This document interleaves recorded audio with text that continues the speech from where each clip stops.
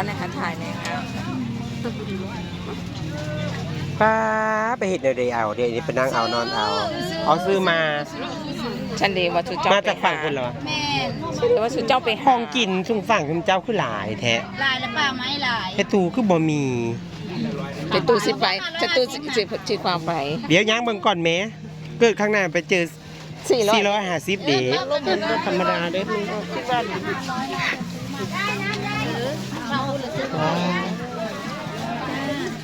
โทรหาแม่มาลัยอยู่ได้เพื่อนว่าเพื่อนอยากซื้อไปให้หลานเพื่อนยังบ่หลับโทรศัพท์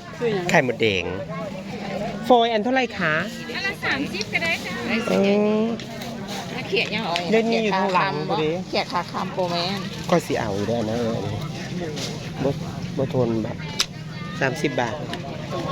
บ่คือยายตูว่าเบ้าเด้อหิวข้าวนี่เอาเลยแม่เจ็ดขีดนึงค่ะโล500ไปเอาให้มื้อนี้ผักหวานเด้อจ้าถุงละ20 บาท20 บาทจ้านี่ค่ะสินค้ามาจากฝั่งโน้นนะคะทุกคนไข่มดแดงถุงจานละ50เด้อจ้าแดงจ้าจานละ50 บาทจ้าถุงละ30โอเคนะมดเลยจ้าผักหวานมาจ้าไข่มดแดงจ้าผักยังอันนี้ผักหวานจ้าผักหวานหวานป่าบ่หวานตานี่แบบนี้จานละ20 บาทผักหวานฟังนั่นบ่หวานฝั่งเผาตั้งอย่างก่อนนะผักหวาน50 บาทจ้าจานคือของเฮาจากอันเดียวเอ๊ะคือไปลงสุ่มบะจังมันอ่อนหรือมันหยางจักบ้านอันเนี่ยอันน้อยอันนี้มันเป็นดอกไม้ได้ดอกไม้เป็นต้นดอกไม้สีเหลืองมันก็เหลืองดอกไม้สีขาวขาวใหญ่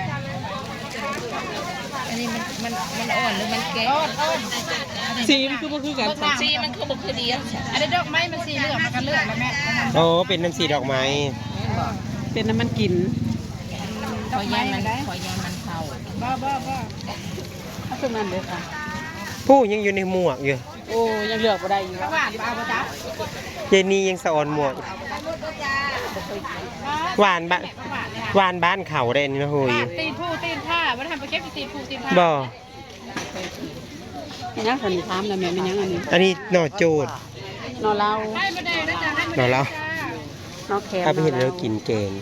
เป็นหน่อไม้นี่เด้พี่อ่ะน้อยไข่ต่อเนี่ยจักบ้านอันนี้100เดียวจ้าแม่นบ่ไข่ต่อจ้าไข่ต่อบ่ก็นอนตัวน้อยมันหักตัวน้อยได้ยามแรงเนาะจานละอันขี้ละ60 บาท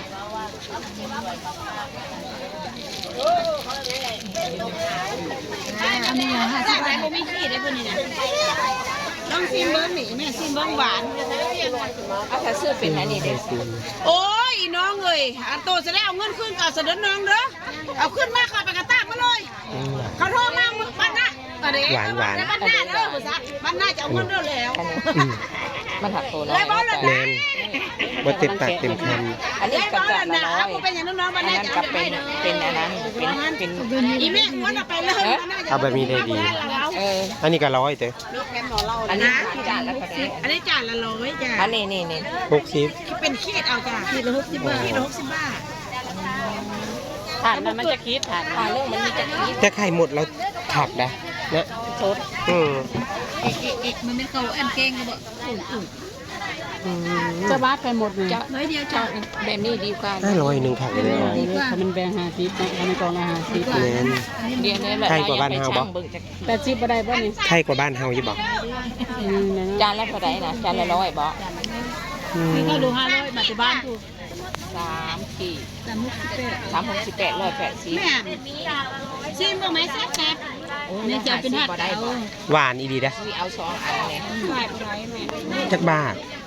ต่อเพิ่น150เบิ่งเข้าไปติดเบิ่งก่อนเด้อต่อเป็นพอรถกับพอรถเด้อ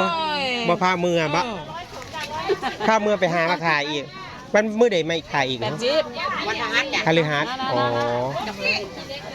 ดีจ้ะแม่เอาไปลง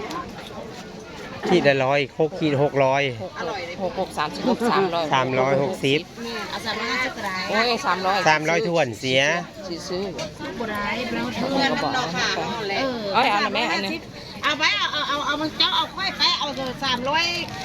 340นำไปลูก3 บาทลูกกระไรเอา300 ลูกกระไรใช่ไหมไปขายไข่เด็ก คักนะไข่แดงไข่ตุ่งนะคะ ได้เลยนะ เหมือนลูกไข่มดแดง ขายดิ ตุ่งมากเลยเย่แล้วก็มาเลยเหรอ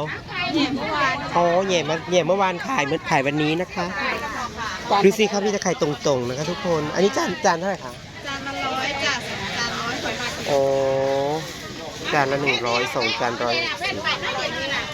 จานจะลดจ้ะ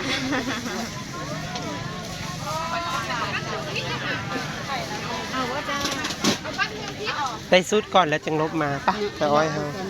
เดินดูของก่อนเนาะเราจะได้มีแบบว่า